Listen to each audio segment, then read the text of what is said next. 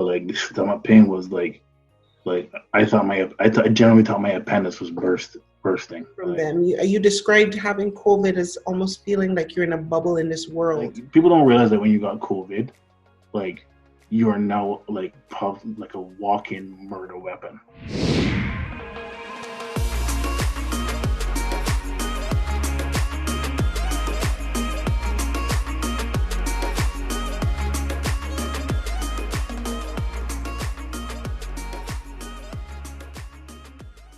I want to apologize.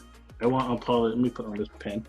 I want to apologize if the sound off or I freeze up or stick up or out of focus, because I am IT analyst, so it's my pride that's on the line here. But when I went away, or when I started quarantine, I only had this laptop that I take with me when I travel, just in case I get an IT emergency or whatnot.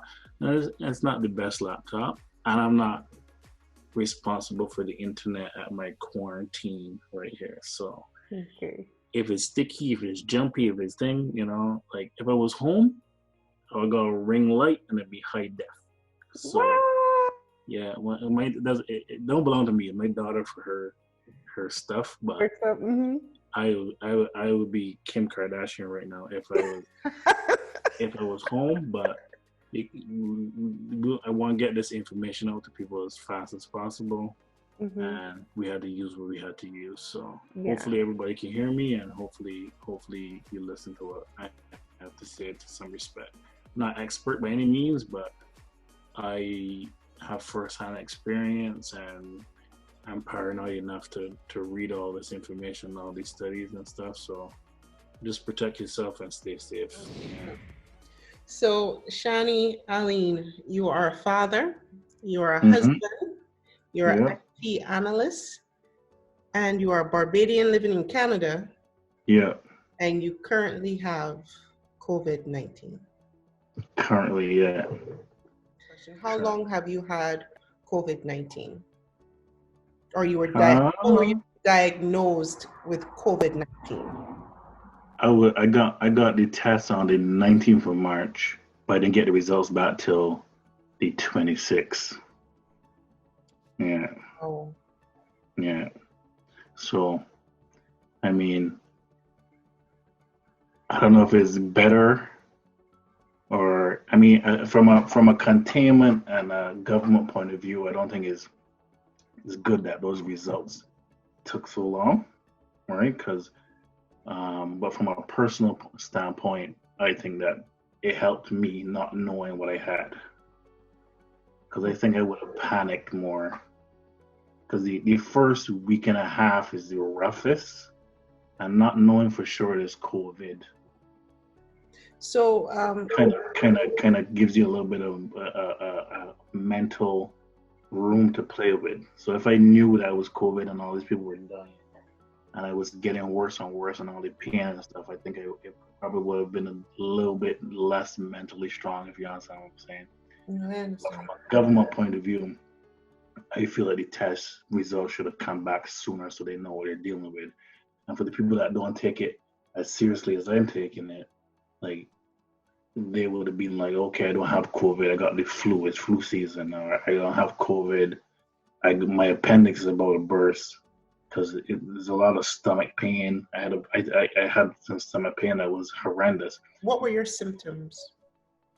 It started with a fever, a low dry cough, and then it escalated into a higher fever, and the cough got more productive. Then it's difficulty breathing, and a productive phlegm. All this is underscored by like just no energy whatsoever. Like, when I say no energy, I mean like no energy whatsoever. And then my phlegm started to get some blood in it, and it was more breathing problems. So when I went to the to get the test on Thursday, the doctor gave me a Ventolin inhaler. and he also said to like go to the ER if it gets worse.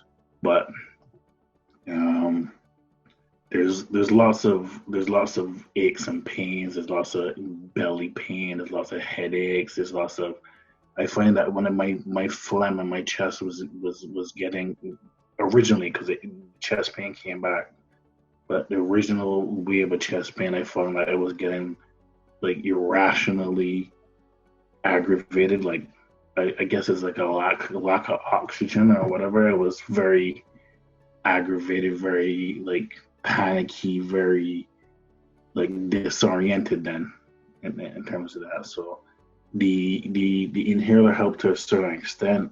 Lots of symptoms. I mean, I pay a lot of attention to stories online of people that have COVID. Like I've been reaching out to some of them. I've been watching videos. I've been reading articles of first-hand accounts, and the list of the symptoms on the WHO website versus what these people are saying are it's almost like double what people are saying that I'm seeing online on first-hand account and stuff. Like the WHO website doesn't tell you about. They just recently added the diarrhea. The WHO, the World Health Organization. Yeah, World Health Organization, not what our parents use. What's that health organization? World Health Organization. The real WHO. The real WHO. Yes. Exactly. Mm-hmm. They just recently added like the stomach, not the stomach pain, the diarrhea they added, but like the stomach pain was like I generally thought my appendix was bursting. Like I was saying to myself, do I go to the ER? Because if I don't have it, because I didn't get my test results back at that time, if I don't have it, I go into the ER and possibly exposing myself to it. If I don't go to the ER, I might stay at home and let my appendix burst, which is a whole different problem to have.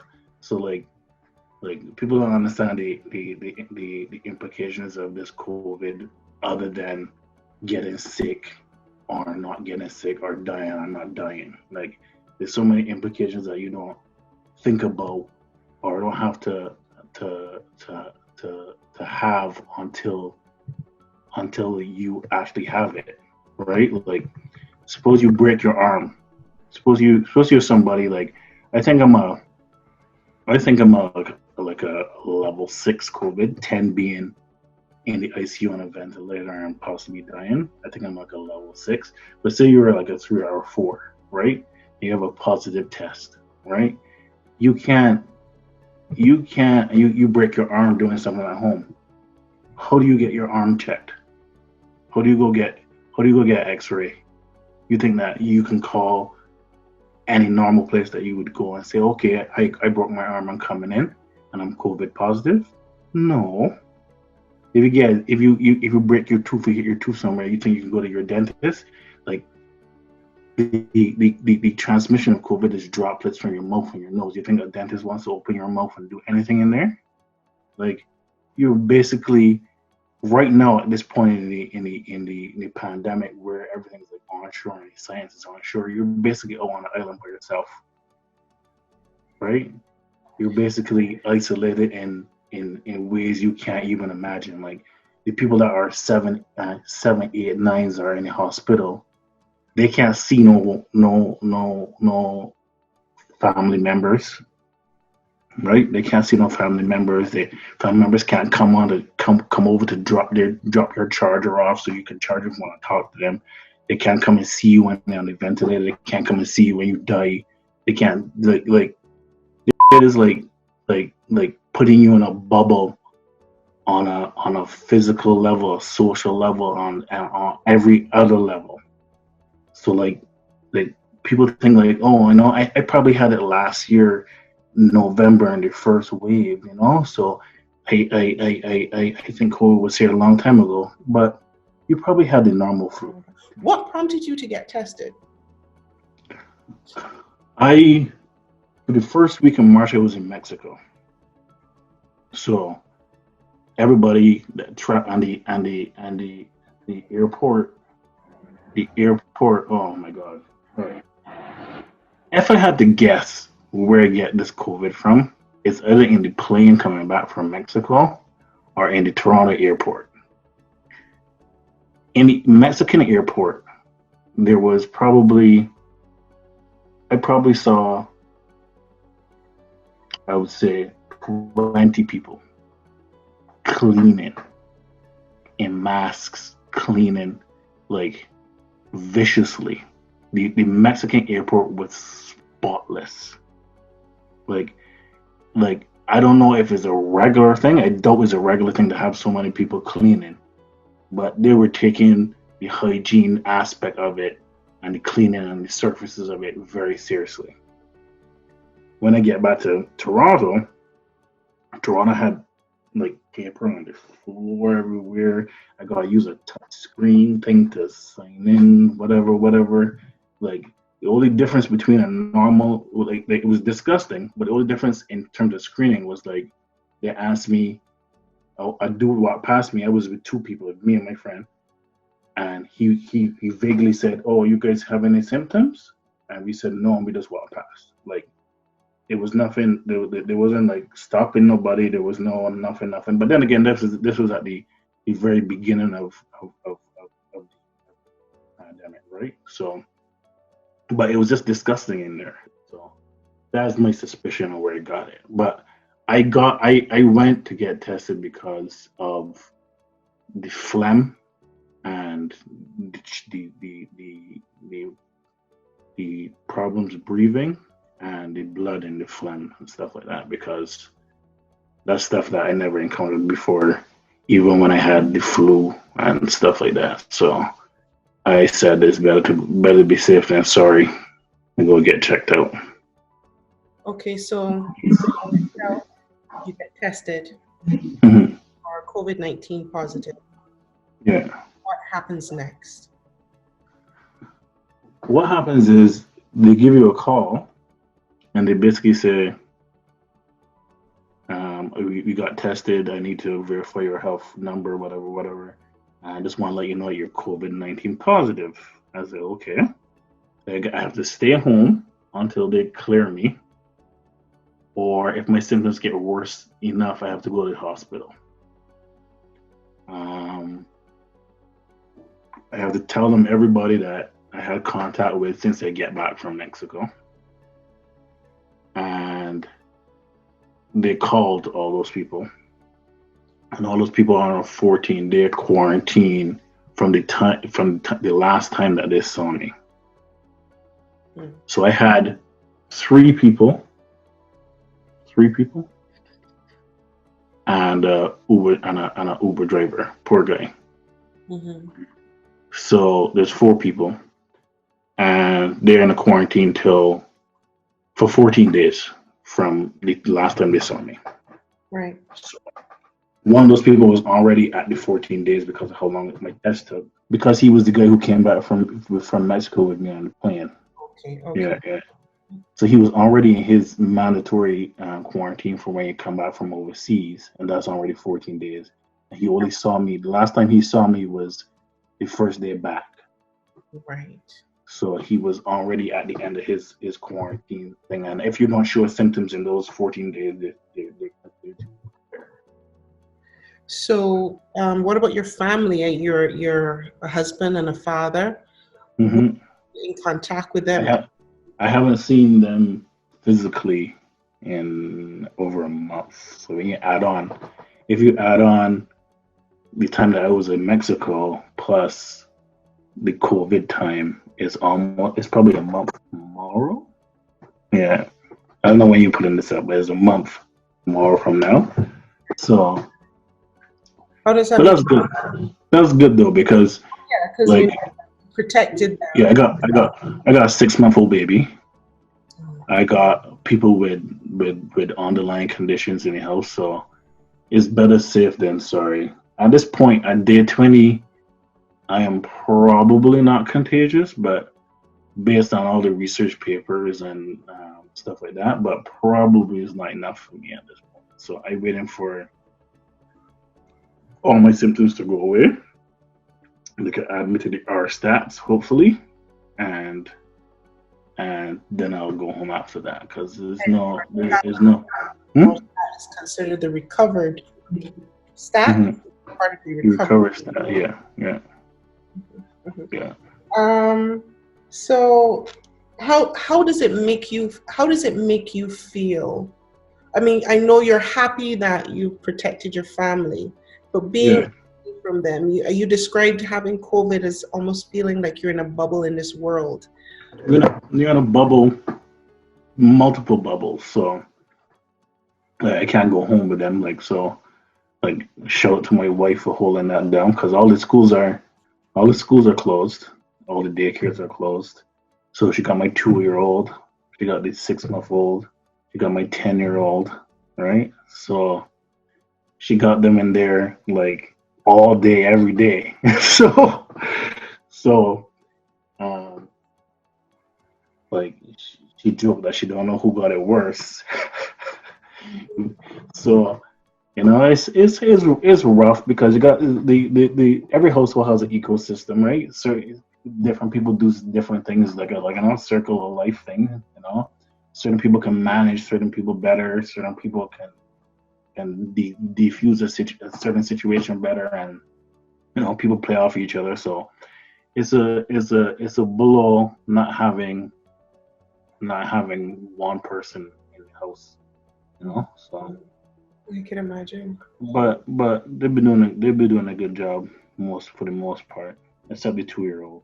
He's not cooperative. Hmm? He's terrible too. Exactly. He don't care about no COVID. He is the COVID. Huh? Like what? No. So where are Yeah. you quarantined right now? I am at my mother-in-law's property, so Okay. I'm quarantined here, and I am far away from everybody else. Hmm? What has been the reaction from people when they find out that you have COVID-19? For the most part, I've not been like disclosing it willy nilly because people are very, Well, you're you know, doing it now because yeah, yeah. everybody. But for the most part, people do it's just being concerned, surprised. Like a lot of people don't actually know anybody that has it personally, Mhm. and there's nobody's been weird about it. So I just think that people should bear in mind that people. Like if you got 1,000 Facebook friends, is like once this starts to ramp up, because we're nowhere near the peak of it now, you're gonna have people that are on your social media. Social media is easy to use. Even when you're half dead, you can be on your phone scrolling.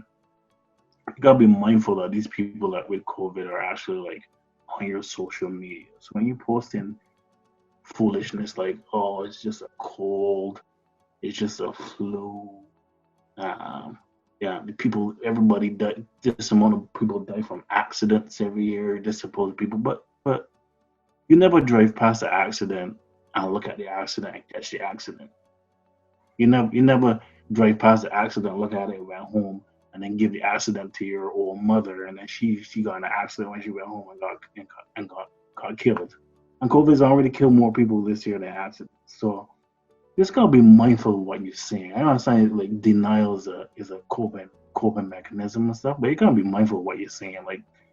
Like don't nobody want to hear like somebody got a cure for COVID that's like three Alka Seltzers and a squirt of lime. Like nobody want to hear that when they can't survive this, right? Like or they're on a level 6, level 7, level 8, they gotta go to the hospital. Nobody want to hear like the WhatsApp health organization stuff, and nobody wants to hear the death stats every 2 seconds. Like you just gotta be mindful of what's going on because I mean, like when it's really bad and you in your headspace, like it can rattle you, right? Like I don't think people are taking it seriously because the data evolves, right? This is still early in the pandemic, right? So like some of the things from the beginning about young people not affected and and stuff like that. Like it's only a flu and it's got a less infectious rate than the flu. All that's old data. Like you could just go online right now and find out the current mortality rate. You could find out the current infectious rate. You can find out all that information just going online.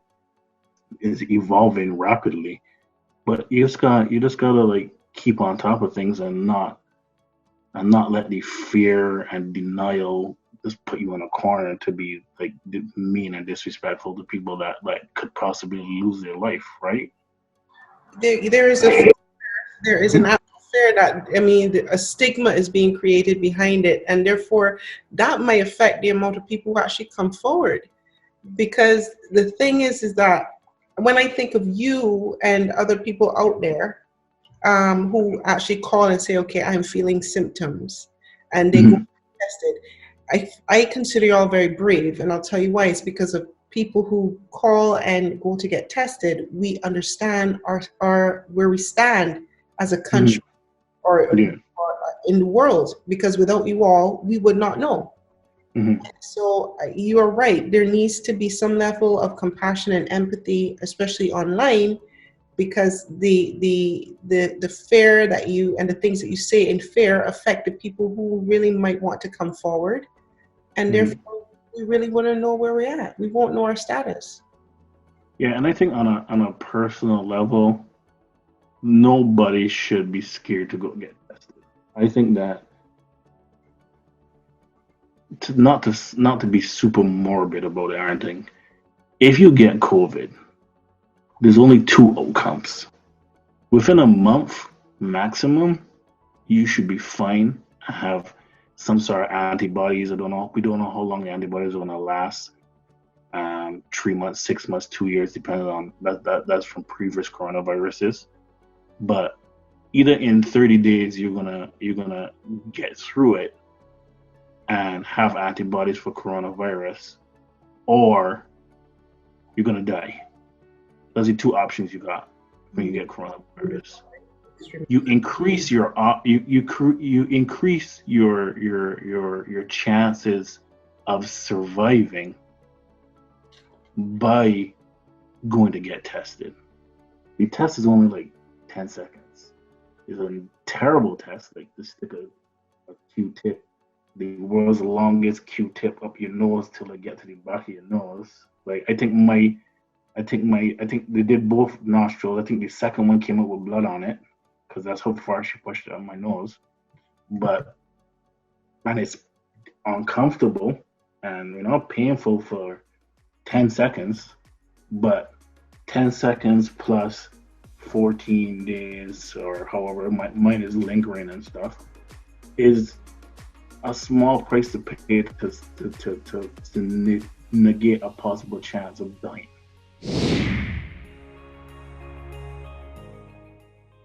As a Bajan living abroad, how do you feel about the news that you're seeing coming out of Barbados and how Barbadians are handling it, how government is handling it?